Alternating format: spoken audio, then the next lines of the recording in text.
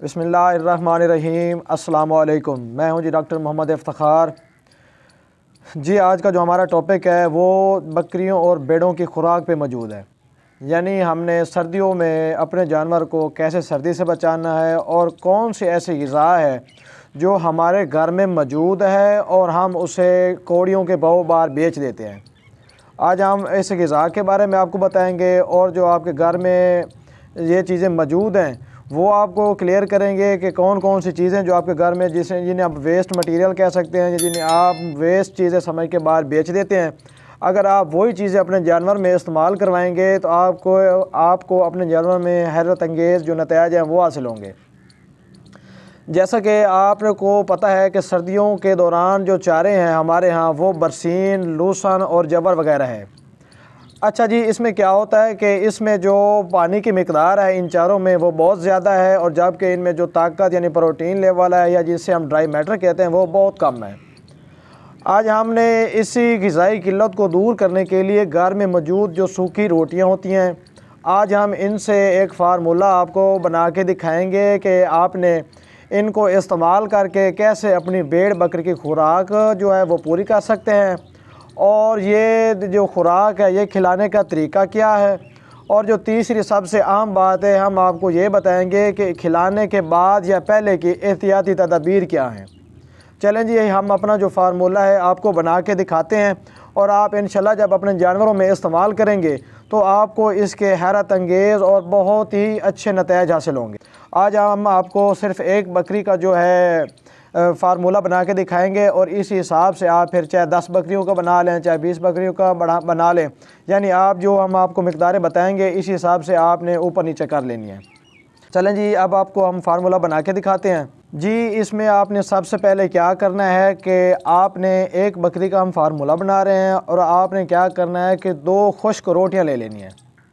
जो हम यानी घरों में जब हम रोटियां पकाते हैं और हमारे यहाँ रोटियां बच जाती हैं, हम उन्हें सुखा लेंगे। उनको सुखाने के बाद हम उन्हें कारआमद बना सकते हैं। आपने 2 जो हैं रोटियां ले लेनी है, खुश्क होनी चाहिए और आपने उन्हें क्या करना है कि कम अज़ कम जो है 6 घंटे पहले या 4 से 6 घंटे पहले आपने उन रोटियों को भिगो लेना है। अच्छा जी, इसके बाद आपने क्या करना है कि आपने खल जो बनोला है वो ले लेनी है। उसकी मिकदार एक बकरी के लिए आपने 100 ग्राम रखनी है।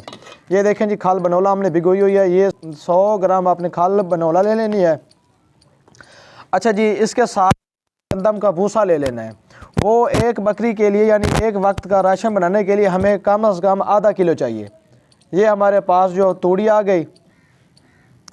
अच्छा जी, जब आपने तूड़ी, एक आपको बात यहाँ पे समझाता चलूँ, जब आपने तूड़ी का इस फार्मूले में इस्तेमाल करना है वो कैसे करना है जी। आपने सबसे पहले तो क्या करना है कि जी आपने जब तूड़ी लेनी है, तूड़ी मिक्स करने के लिए आपको चंद एहतियाती तदाबीर का ख्याल करना पड़ेगा। तूड़ी को अगर गर्मियों का मौसम है तो आपने इसे धो लेना है।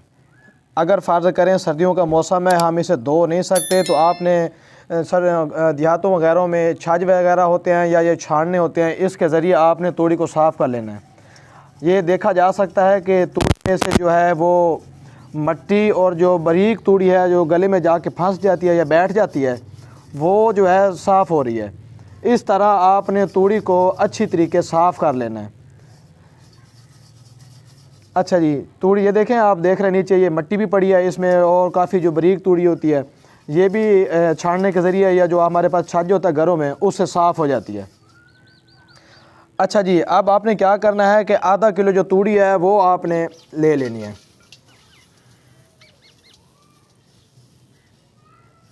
ये हमारे यहाँ हमारी आधा किलो तूड़ी हो गई।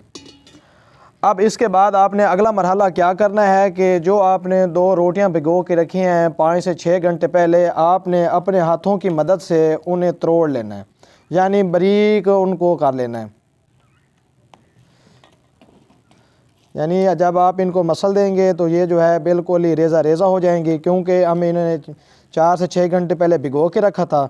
याद रहे आपने कम से कम 4 घंटे ज़रूर जो है इन रोटियों को पानी में भिगो के रखना है जी। अच्छी तरीके जब रोटियों को आपने मिक्स कर लिया है तो आपने इस तूड़ी में मिला देना। ये हमने इस तूड़ी में रोटियों को मिक्स कर दिया। आप मिक्स करने के बाद आपने एक बात और का ख्याल करना है कि हस्बे ज़रूरत इसमें जो है आपने नमक डाल लेना। कम अज़ कम जी आप 1 चम्मच तक जो है नमक इसमें डाल सकते हैं। अब इसके बाद क्या करना है कि जो आपने खाल बनोला भिगो के रखी थी उन्हें अपने हाथों से अच्छी तरह मसल लें। मसलने के बाद आपने ये जो खाल बनोला है जो कि एक बकरी के लिए हमें 100 ग्राम चाहिए वो आपने डाल लेनी है।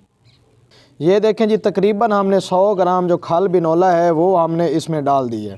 अच्छा जी, यहाँ आपको एक बात समझाता चलूँ, जो रोटियां हैं खुश्क वो आपने 4 घंटे भिगो के रखनी है और जो ये खाल बनोला है ये कम अज़ कम आपने 1 घंटा पहले जो है ये भिगो के रखनी है। अब इसके बाद जो आपका हमारा अगला मरहला है उसमें आपने क्या करना है कि अगर आपको मिल जाएं तो ये जो मिर्चें हैं ये आपने लेनी है सब्ज़, आपने लेनी है सुर्ख। अगर ना मिलें तो आप एक बकरी के लिए 3 से 4 मिर्चें हैं, आप चाहें तो ये काट कर इसमें डाल सकते हैं, आप चाहें तो ये साबित डाल सकते हैं।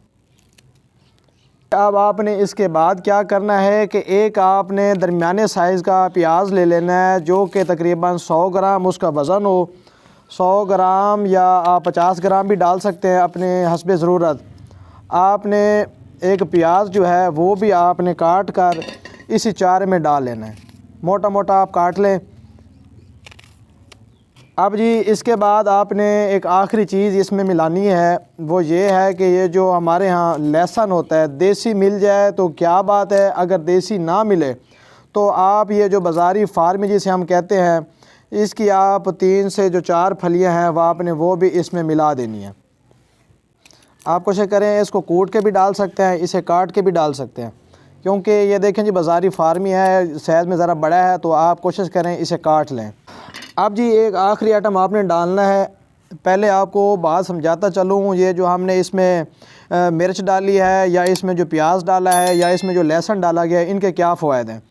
देखें जी, जब जानवर ये ऐसी खुराक खाता है, ये हाई प्रोटीन खुराक है, जानवर को तेज़ाबियत हो जाती है, जानवर का जो मैदा है वो हाजमा नहीं करता, जानवर को वाईबादी हो जाती है। ये चीज़ें उन्हें कंट्रोल करेंगी। और जो साथ में हमने ये लहसुन काट के डाला है, ये देखें जी ये अल्लाह का बनाया हुआ नेचुरल कुदरती यानी एंटीबायोटिक है। ये जानवर के अंदर क़ुव्वत मुदाफ़त पैदा करता है और जो जानवर है उससे मुख्तलिफ़ किस्म की जो बीमारियाँ उससे बचाता है। अब जी एक आखिरी चीज़ हम इसमें डालेंगे वो मीठा सोडा है। एक बकरी के लिए मीठा सोडा जो आप डालेंगे चमची का 3रा हिस्सा वो आप डालेंगे। ये हमने मीठा सोडा जो है इसमें डाल दिया। अब हम इसे क्या करेंगे, इन तमाम चीज़ों को अच्छी तरीके मिक्स कर लेना है। ये देखें जी, अब ये बड़ा बेहतरीन सा हमारा जो फार्मूला है वो तैयार हो चुका है। अगर फ़र्ज़ करें आपने ये जो फार्मूला बनाया है इसमें पानी की मिकदार वाफिर हो गई है, तो आप अलहदा से गंदम का चोखर या कोई दाने वगैरह आपके घर में मौजूद हैं तो आप थोड़े बहुत उसका भी इस्तेमाल करवा सकते हैं, ताकि जो पानी है उसकी मिकदार कम हो सके और जो हम ऊपर से कोई चीज़ डाल रहे हैं वो पानी को जज़ब कर ले। ये जी हमारा चारा जो है वो बिल्कुल अल्लाह के फजल व करम से बड़ा बेहतरीन एक वेल बैलेंस्ड जिसे हम खुराक कहते हैं वो तैयार हो चुकी है।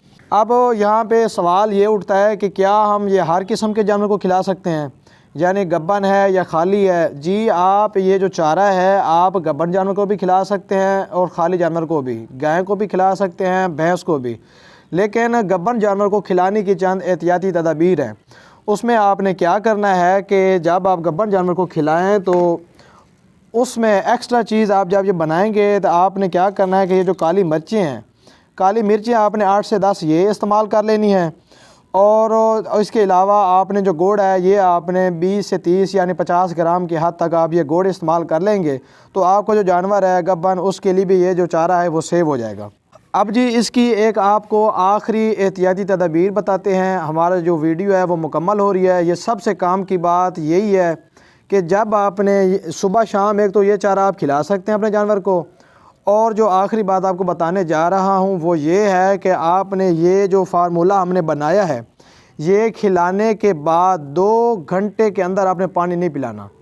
यानी आपको समझाने का मकसद ये है कि ये चारा खिला के आप 2 घंटे के बाद अपने जानवर में पानी का इस्तेमाल करवाएं।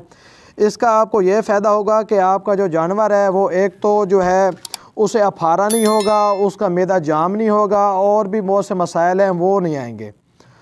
आज हमने जानवरों का यानी ख़ास तौर बकरियों का जो आप घर पे बाज़ लोगों को ये सवाल भी होते हैं कि घर पे चारा या हमने खुराक कैसे जो फार्मूला है वो बनाएं, हमने आपको प्रैक्टिकली करके दिखाया भी है। अभी हम आपको अपने जानवरों पे अप्लाई करके भी दिखाएंगे। आया कि ये जो हमारे जानवर हैं ये शौक़ से खा भी रहे हैं कि नहीं खा रहे, आपको भी इस्तेमाल करवाना चाहिए कि नहीं करवाना चाहिए। चलें जी, हम अपने जानवरों पे ये आपको अप्लाई करके दिखाते हैं। देखें जी, ये हमने फार्मूला बनाया है और हम अपने जानवरों को ये डाल रहे हैं। ये देखें जी, ये जो हमारे जानवर हैं ये फार्मूला हम अक्सर इन पे इस्तेमाल करते रहते हैं और ये देखें जी कितने शौक़ से खा रहे हैं, बल्कि आपस में लड़ रहे हैं।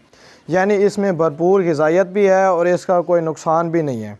आप इसी तरह अपने जानवरों को इस्तेमाल रखें और आपका जो जानवर है वो शौक़ से खाएगा और उससे उसकी सेहत भी बरकरार रहेगी, उसे दूध की मिकदार भी उसकी अच्छी हो जाएगी और सेहत भी अच्छी हो जाएगी। हम अपनी नए आने वाली वीडियो के लिए आपसे इजाज़त चाहेंगे। तब तक के लिए अल्लाह निगहबान।